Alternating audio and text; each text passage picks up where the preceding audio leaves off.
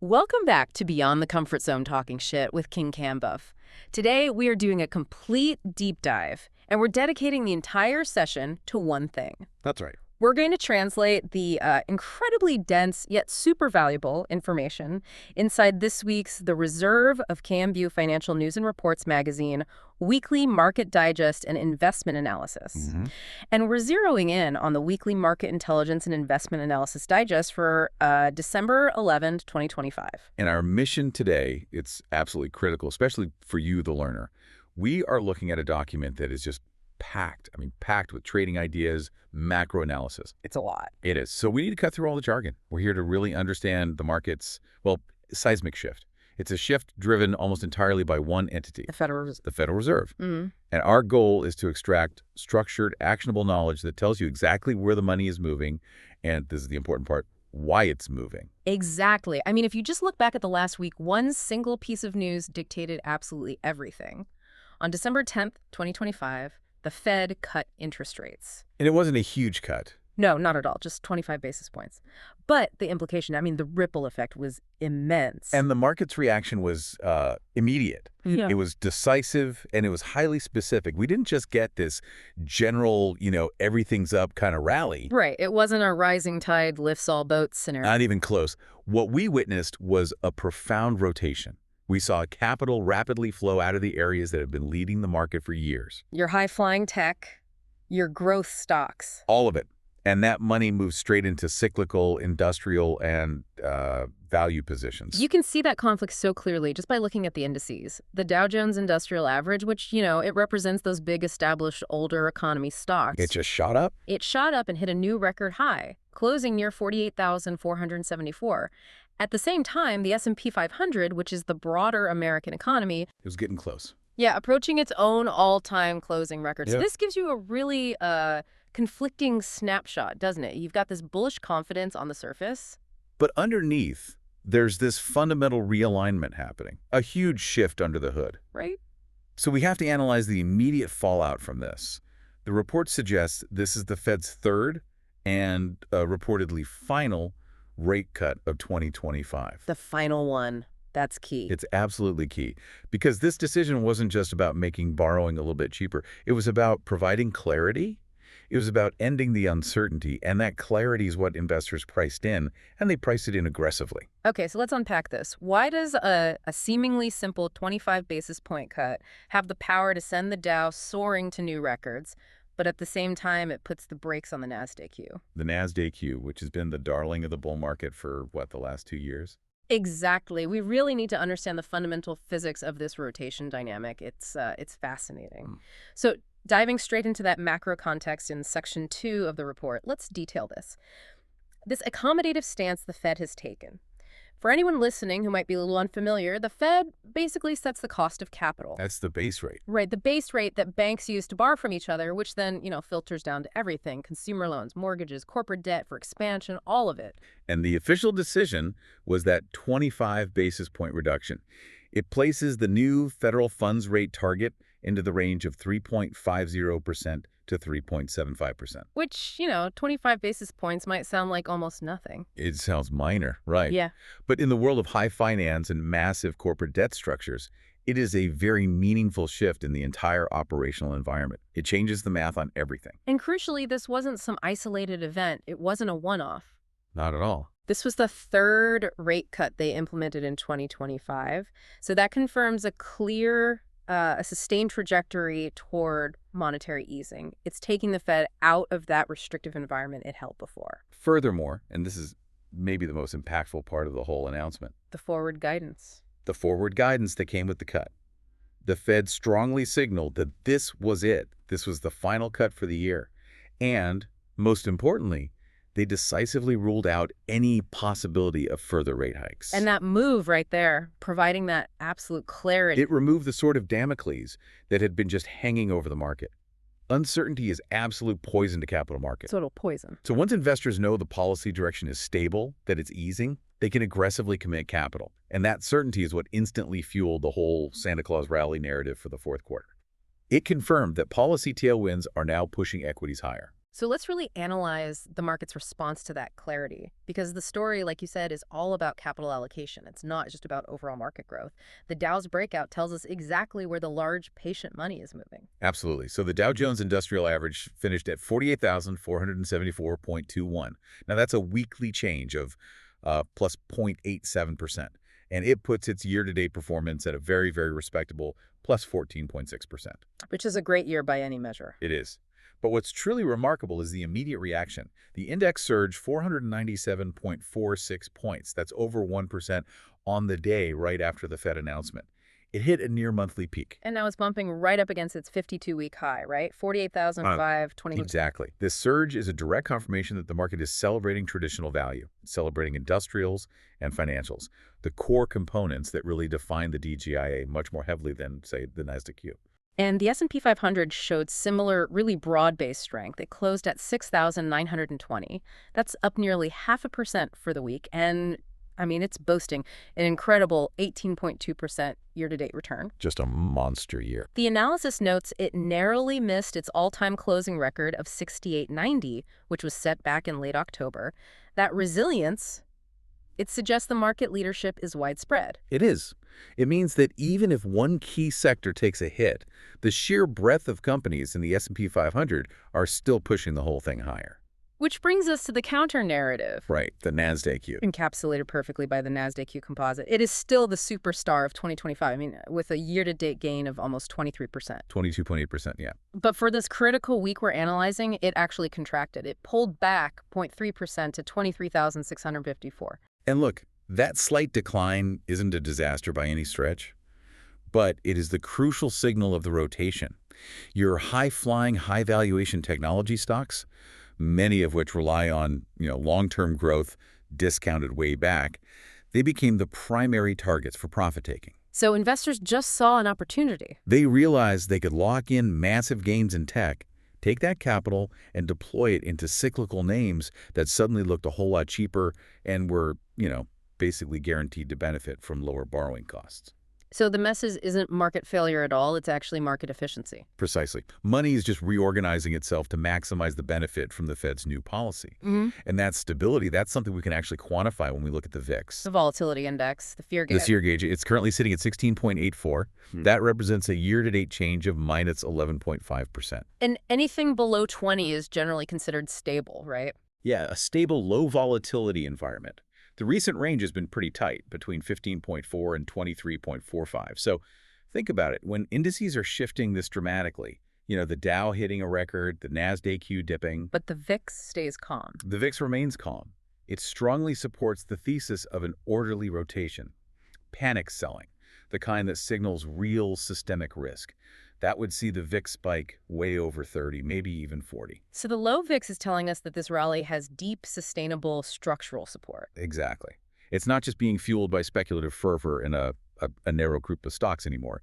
The foundation is much broader now. Okay, so moving into section 3 of the analysis, we have to identify the specific event that really acted as the trigger, the lightning rod for this mass capital exodus, or at least the aggressive profit-taking from the tech sector. Right, because this all happened despite the Fed news, which was overwhelmingly positive. Exactly. We had a pretty busy earnings calendar for the week of December 8th through the 12th. It was a dense week, for sure. It was really setting the stage for the Q4 environment. You saw, 8 companies report on Monday, Toll Brothers Yext, then 30 on Tuesday, including GameStop and Dave & Buster's. 25 on Wednesday, another 30 on Thursday with big names like Costco, Broadcom, Lululemon, and then 7 on Friday. But, like you said, one specific report on Wednesday, December 10th, it landed right after the Fed decision, and it absolutely dominated the headlines. It shaped the entire rotation. That was the Oracle shockwave, a huge, massive company, a steady player in enterprise software for decades. Indeed. Oracle Corporation, ticker ORCL,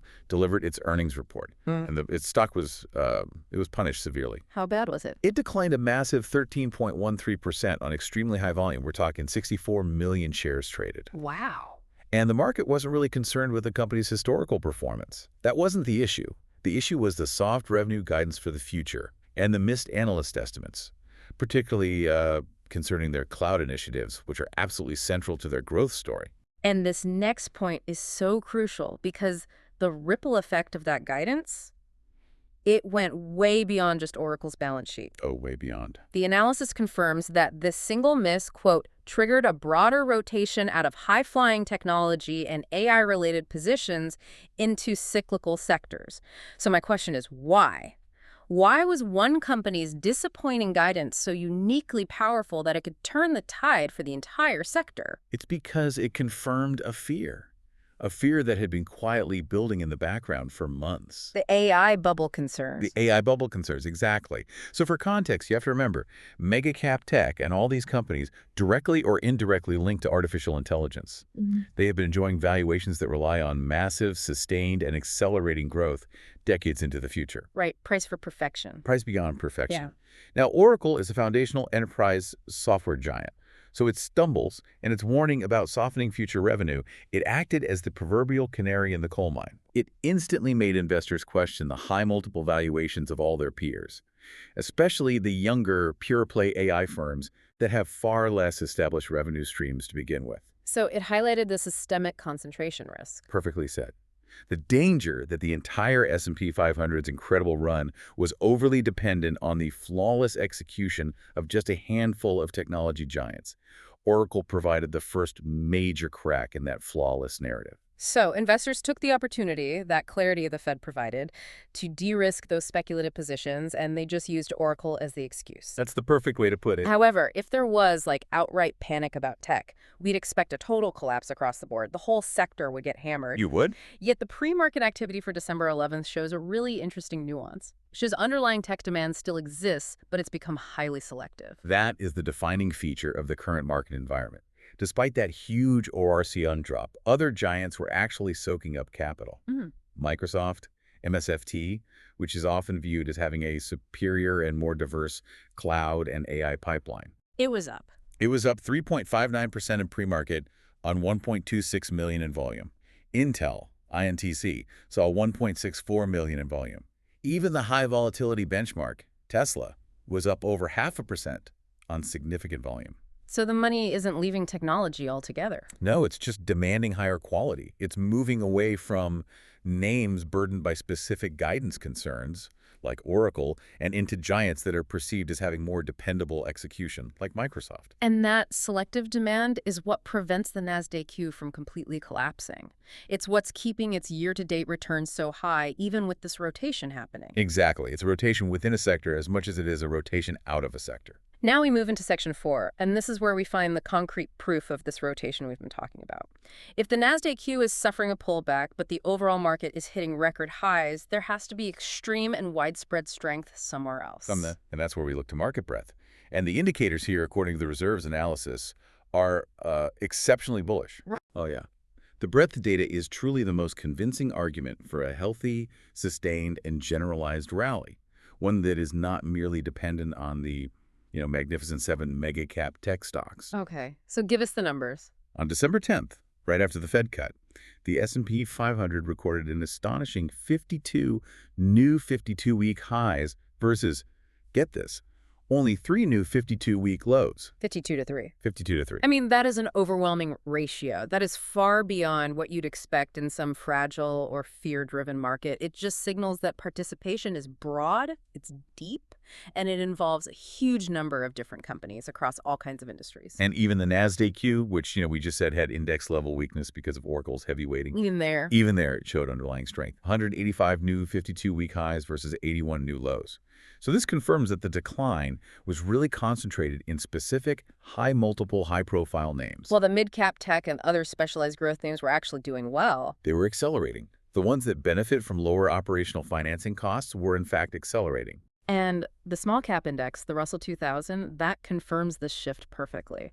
It was up plus 0.84% for the week, hitting plus 13.06% for the year. Which is a critical point. It is. So for the learner listening, why is the Russell 2000 such a massive beneficiary of a rate cut? I mean, disproportionately more than the NASDAQ. Yeah, this really comes down to the fundamental physics of corporate finance. Your large, cash-rich mega caps. Think Apple, Microsoft. They often have very little debt and just ample internal cash flow. So they're relatively insensitive to a small rate change. Exactly. A quarter-point change doesn't move the needle for them much. Yeah. But small-cap companies like the ones in the Russell 2000 are often far more highly leveraged. They rely heavily on variable rate debt, on revolving credit facilities for their working capital, for inventory, for expansion funding. So a 25 basis point reduction is an immediate and tangible benefit for them. It's an immediate reduction in their cost of capital. That single cut instantly improves their projected profitability, and it makes their ambitious growth plans more viable. And that fuels an aggressive buying spree in that corner of the market. So the rate cut was like a direct shot in the arm for small businesses. Absolutely. That clarity on the mechanics explains where the money went. So let's detail those specific winners from the rate cut, the cyclical play, the companies that benefit when the economy is stable and rates are low. The rotation was highly specific. First, financials. They benefited immensely from the clarity, which allows them to lend and plan with much greater certainty. Then industrials. You see a name like Raytheon, RTX, mentioned. Why them? Well, they're major capital expenditures, their CapEx. It becomes cheaper when it's discounted at lower rates. Yeah. It just makes their future profits more valuable today. Materials benefit from increased economic activity and, critically, consumer discretionary names. Led by giants like Home Depot. Exactly, Home Depot HD. They surge because lower borrowing costs often support the housing market and encourage consumers to take on larger purchases or, home renovation projects. And the Dow Jones top gainers list is just the smoking gun proving this whole shift. The biggest mover, Visa, ticker V, was up 6.5%. And Visa is the definitive payment processor. Its fortunes are highly, highly sensitive to economic activity and consumer confidence. Every transaction. Every single transaction made by a confident consumer or a growing business translates directly into higher volume and revenue for Visa. A low-rate environment encourages credit usage, encourages purchasing. It makes it a stellar pick. Next on the list, Nike, NKE, up nearly 3%, a classic cyclical play. It's a classic. People only buy expensive, non-essential branded clothing when they feel wealthy and secure about their future. And then finally, you had United Health, UNH, showing stability in the healthcare sector, up 2.5%. The market is shouting, buy companies that thrive when the foundational economy is stable and growing. Let's briefly contrast this, though, against the sector performance year-to-date. Communication services is still the strongest sector, right? It's up a staggering 36% year-to-date. Right, which confirms the long-term structural dominance of those mega-cap tech entities, even with this temporary setback. But look at the divergence in just the last week's capital flow. It's night and day. Consumer staples lagged significantly. They dropped 1.3% for the week, even though they're still up over 4% for the year. And this reflects a major shedding of defensive positioning. Absolutely. Consumer staples are your safe, dividend-paying, slow-growth stocks that investors flee to when they fear recession or uncertainty. So when the Fed confirms easing and stability, investors immediately rotate out of those safe havens and into riskier, more economically sensitive assets. And you see this in energy, too. Yep, the energy sector gained 1.4% for the week, pushing its year-to-date return to 10%. It's benefiting from easing policy that supports industrial output and demand. The overall directional message is unequivocally risk-on. Okay, now let's drill down into Section V, the individual stock outliers. These are the names moving on, pure momentum or some specific massive catalysts. Let's start by celebrating the stocks hitting new records, the ones moving into what the reserves analysis calls record territory. Yeah, and we see that confirmation of the cyclical instability theme right here. Expedia, EXPE, is hitting new records. Which is a great sign. It's a powerful signal. Travel and leisure spending are typically the first areas consumers cut when they fear an economic slowdown. So Expedia hitting a record is a huge signal of restored consumer comfort and discretionary spending power. United Health Group, UNH, also hit a new record. Right, reflecting its stability and its market dominance in the indispensable healthcare space. And Chubb Limited, CB, the big insurance and reinsurance giant, is near its all-time high at $304, up almost 2.7%. And CB's performance is driven by the fact that stable rates and reduced volatility benefit large insurers. They rely on predictable returns from their massive investment portfolios. So this momentum in stable financials and consumer-facing companies is a huge positive sign for the broader market. But the real action, the big moves, are in the top gaining stocks. These are driven by specific, often isolated catalysts.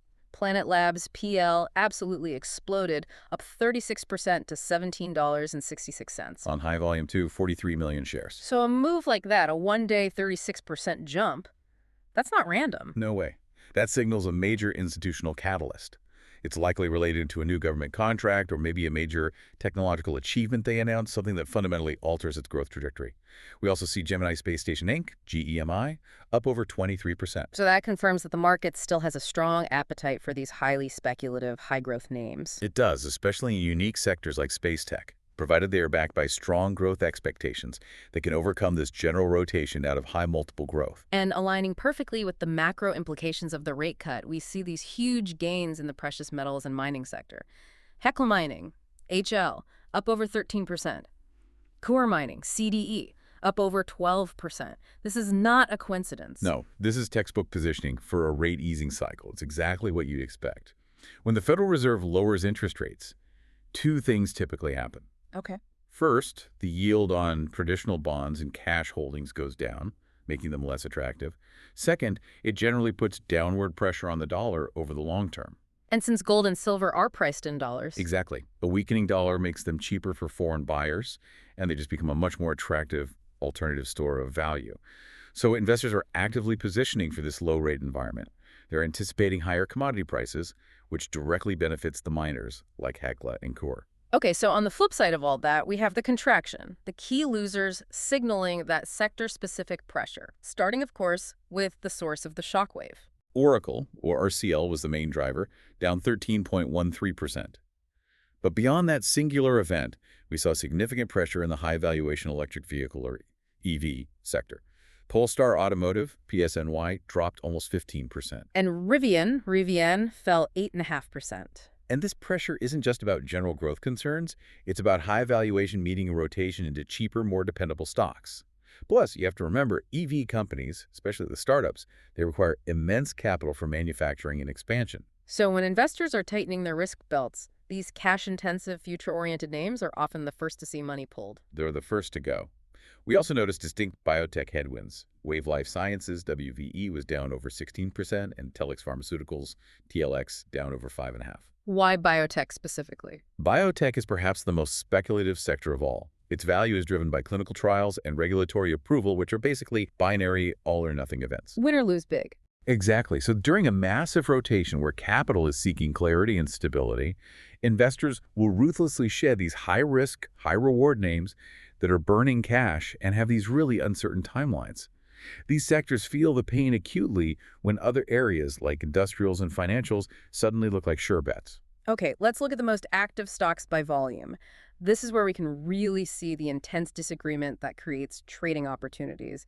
NVDA, topped the list. With 107 million shares traded. Followed by Oracle at 64 million, and then Plug Power, PLAG, a high-volume energy name, at 60 million. Right.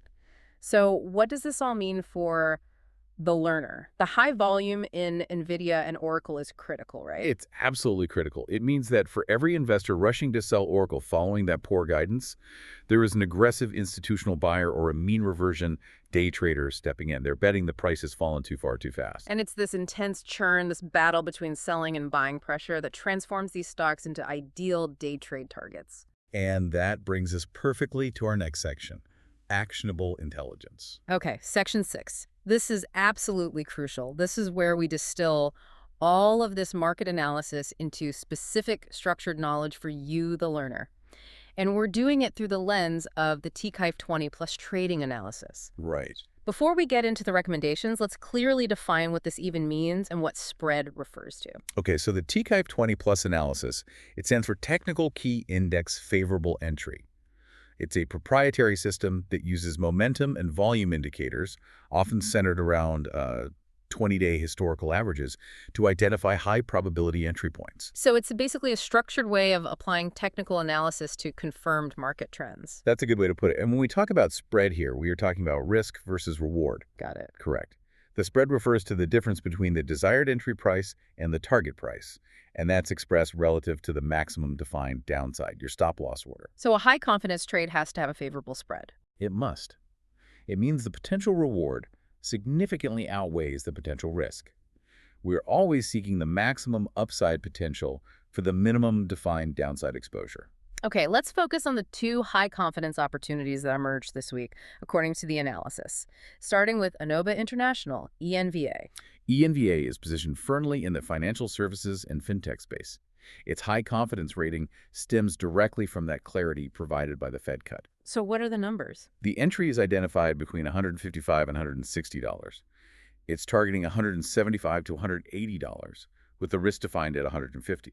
The resulting risk-to-reward ratio is a very appealing 1 to 1.4. And the thesis behind it. The fundamental thesis is that as the cost of capital stabilizes and economic confidence increases, ENVA's lending and transactional business will see increased demand and improved margins. Technically, the stock showed really strong relative strength during the rotation, which confirms that institutions are already accumulating shares. The second high-confidence pick is Hecla Mining, HL, which validates that whole commodity thesis we were just talking about. Yeah, HL is a direct play on the macro shift. The entry is strategically placed between $18.50 and $19.50. It's targeting a strong upside potential between $22 and $24, with a stop at $17.50. So that also provides that favorable 1 to 1.4 risk-reward ratio. It does. And the fundamental driver is simple. Lower rates pressure the dollar and drive money into hard assets. HL, as a pure precious metals miner, is just perfectly positioned to capitalize on rising commodity prices. Yeah. And the technical confidence is high because its recent 13% spike demonstrates significant breakout momentum that is likely sustainable in this new rate environment. We should also mention Palantir, PLTR, as a crucial medium-high confidence play. This shows that despite the Oracle concern, the market still values some select AI and data exposure. PLTR serves as a bit of a bridge. The entry zone is $45, $50 to $47, targeting $52 to $54. It's still volatile, though. Oh, it carries the volatility typical of a growth name, no doubt. But its focus on government and secure enterprise data makes it less susceptible to the specific cloud competition issues that hammered Oracle. It offers exposure to the robust data analytics trend at a well-defined technical entry point. And that results in a solid 1 to 1.2 risk-reward for swing traders. Correct. Okay, moving on to the top 10 stocks for current investment. These are the core, high-quality buy and sell recommendations that are meant to define portfolio strength right now, benefiting directly from this macroeconomic shift. These are the foundational positions for any investor who's looking to capitalize on this sustained low-rate environment. Starting with Visa, V, the Dow's major mover. The buy zone is $335, $340. Right, and the thesis here is ironclad. V is the ultimate rate-sensitive beneficiary. Economic stability, lower rates. It all means more debt utilization and greater transaction volume globally.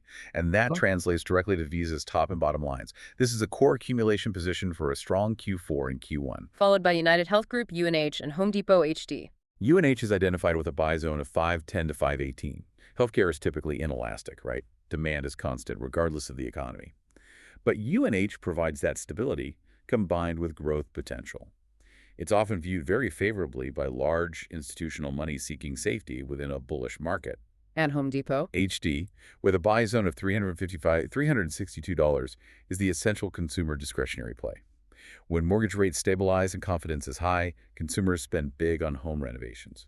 It's a trend that is directly supported by the Fed's easing cycle. The rest of the top 10 list shows a more balanced approach. It's hedging that growth with some necessary stability. TMC Metals, TMC, is flagged as a speculative commodity play. Right, with significant breakout potential. The buy zone is 7 to 750. But for stability, you must incorporate some defensive and dividend plays. Like Colgate-Palmolive and Exelon. Names like Colgate-Palmolive, CL, and the utility company Exelon, EXE, are essential anchors. EXE in particular is a specific beneficiary of rate cuts. Why is that? Utilities operate under immense capital expenditure requirements. I mean, huge. So when the federal funds rate drops, the cost of financing new plants, maintenance, infrastructure, it immediately decreases, and that flows directly to their operating margins.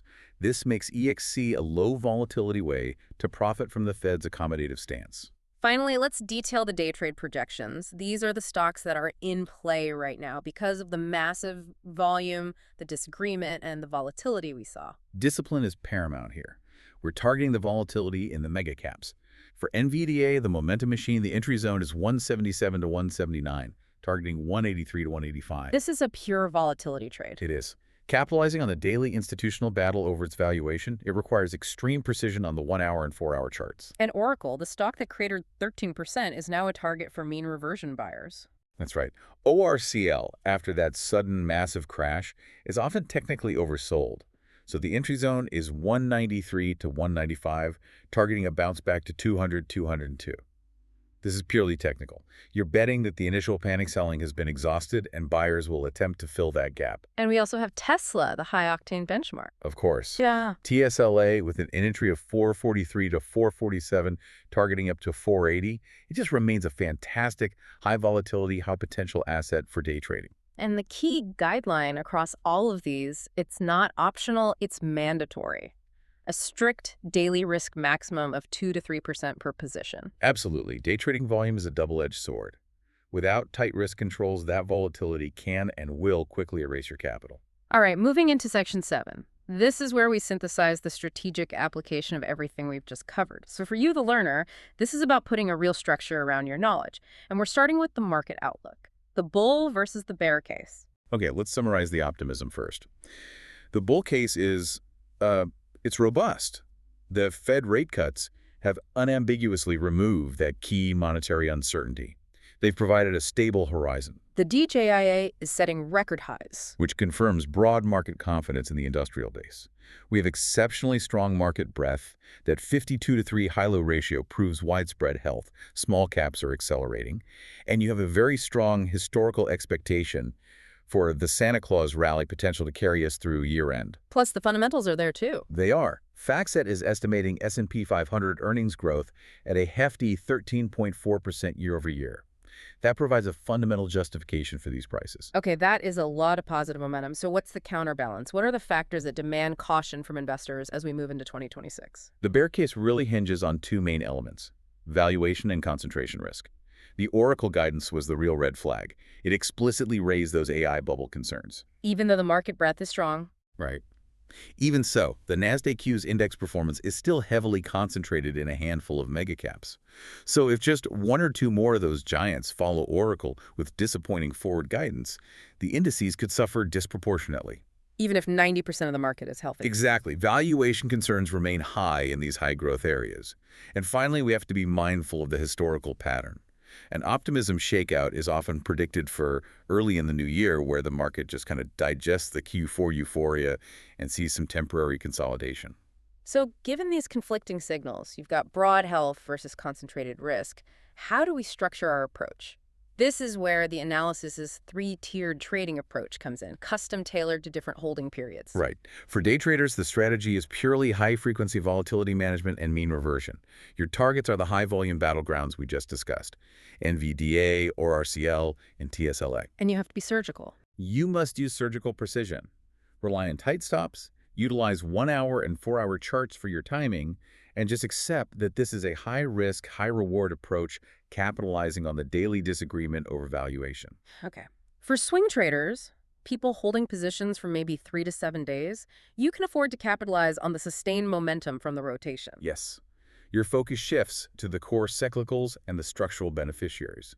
We're talking Visa, Innova International, Home Depot, and that selective AI momentum play, Palantir. And these trades are targeting a higher risk reward. Typically 1.5 to 1 up to 3 to 1. Because you're betting on the fundamental policy shift that the Fed's clarity provided. Your holding period allows you to weather the minute-to-minute noise and capture that sustained momentum. And finally, the bedrock. Long-term investors. Looking at 6 months and beyond, this is about disciplined capital allocation. For long-term capital, the strategy is classic dollar cost averaging into quality names that benefit from economic stability. We're talking about V, UNH, HD, and those essential dividend and utility plays like Exelon and Colgate-Palmolive. So the goal is to buy quality names on any dips. And focus on building positions that will benefit from prolonged economic stability and reduced rates heading into 2026. You use the natural consolidation periods as buying opportunities. The ultimate strategic takeaway, though, the discipline that ties all three of these tiers together is essential: risk management. If you absorb only one thing from this deep dive, it has to be strict adherence to these risk guidelines. Let's start with position sizing. This is the firewall against ruin. Day trades should never, ever risk more than 2-3% of your account per position. Swing trades, 3-5%. long-term 5–10%. And the crucial portfolio rule. The diversification mandate. Never, under any circumstances, exceed 25% exposure in any single sector. That rule ensures that even if a major player like Oracle or the entire AI bubble crashes, the damage is localized and it does not devastate your entire portfolio. Next, the absolute mandatory rule that separates professionals from speculators, stop-loss protocols. Always place your stocks before you enter a trade. This has to be a hard stop, an automatic execution, to protect your capital from sudden, unexpected volatility. Not a mental stop. Never a mental stop. The biggest emotional killer for new traders is moving stops against a position, just hoping for an improbable recovery. You must let the system ruthlessly protect the losers. Placing the stop first removes the emotion and enforces disciplined capital preservation. And finally, actually keeping the money you make, a professional profit-taking strategy. You can't just wait for the absolute peak because it's impossible to time. The professional method is scaling out. The reserve strategy suggests scaling out 50% of the position when you hit your first target, 30% at target 2, and then using a trailing stop on the remaining 20% to let your winners run as long as the momentum sustains. So you take profits into strength, not weakness. Exactly. It maintains a high realized win rate and ensures that temporary market pullbacks don't erase substantial paper gains. It is the most effective way to maximize your profit capture over the long term. We have completed a very comprehensive deep dive today. We've extracted every critical insight from this week's weekly Market Intelligence and Investment Analysis Digest. So let's quickly review the 3 major actionable takeaways for the learner. First, the macro signal is just undeniable. The Fed is unambiguously easing. The third and final rate cut of 2025 provides clarity, it removes uncertainty, and that creates a sustained positive environment for risk assets across the board. Second, the market is executing a clear textbook rotation. Capital is flowing aggressively out of expensive growth and into rate-sensitive value and cyclicals. We see this in the Dow's record performance and the surge in financials, industrials, and precious metals. It's plain as day. And third, despite the localized volatility from that Oracle shockwave, market breadth remains exceptionally positive. Proven by those 52 new S&P 500 highs, this confirms the market's overall health is strong. It's supported by widespread participation across numerous sectors, not just a handful of mega caps. Looking ahead, you'll want to keep your calendar marked. We still need to digest the jobs report analysis from December 12th and the retail sales data that's expected around December 19th. Right, these economic indicators will provide real-time validation of the consumer strength that is necessary to maintain momentum in those cyclical plays we identified today. They will either validate the current confidence in consumer spending, or they'll raise concerns about the economy's ability to absorb the higher valuations we're now seeing in those cyclicals. So we'll leave you with this final thought, something for you to critically consider as you plan your positions.